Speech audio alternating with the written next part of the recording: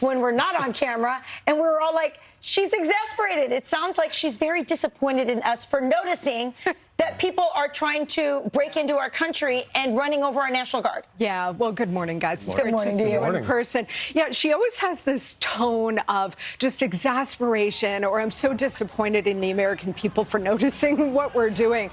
But it's also a way that she deflects and obfuscates from the truth, and she does this all day, every day, on every issue. But these images right here are going to be indelible images going into this campaign.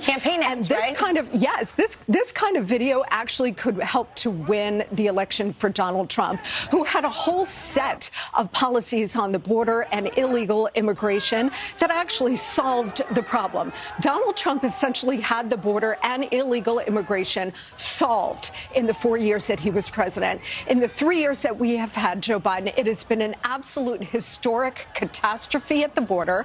Every single American community has now been affected by this, and it's helping a real political realignment as well, because it's not just us, it's not just Republicans or independents who are concerned about this, but now it's core Democrat constituencies like Black voters, Latino voters, women, Asian Americans, who are seeing their communities being overrun by the tsunami of illegal immigration and draining all the resources that used to go to their communities. And it's almost like she's apologizing for the fact that the National Guard was there and stopped them and created the conflict, as if the problem wasn't the 100 or so illegals storming into the country. And it kind of reminded me of Joe Biden apologizing to Laken Riley's murderer, alleged murderer, right, and for calling him an illegal as opposed to getting her name right. Well, you know, all of these pieces to the puzzle show the American people that this is a deliberate, intentional policy to throw open the border and flood the country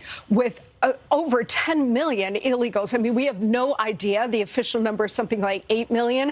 That is a lowball estimate. When you add all the gotaways, we have no idea really how many illegals have come in over the last 3 years, but certainly over the last several decades that we have had this problem. And so for the American people, anybody who's thinking this is incompetence or they don't know what they're doing, no, there would have been a course correction over the last 3 years out of a need for pure political survival, because right now, this is the #1 issue for the American people, the wide open border and illegal immigration. #1, beating inflation, jobs, and the economy. So you would think, because they want to save Joe Biden's chances in November or the Democratic Party, you would think that they would have changed course, and they have not. So that tells you that all of this is intentional. This is how little they think of the American people. This is how much they want to destroy the country. It is interesting that they have not pivoted politically, because it is such a loser. And there's been no effort to change their policies or the outcomes at the southern border whatsoever. So then the question is why? I mean, why? Well, they don't care, or it's even more devious than that. Well, that's what I'm saying. They do care, and they want them. So in Spanish, we have a saying. It says, piensa mal y acertarás. It means think the worst and you'll probably guess right. So in worst case scenario, what is the worst case scenario of why they've allowed this to happen? No one has ever starved in Washington by being too cynical. Yeah, that's exactly right. To me, there are two reasons for why they're doing this, and they're keeping this catastrophic policy going.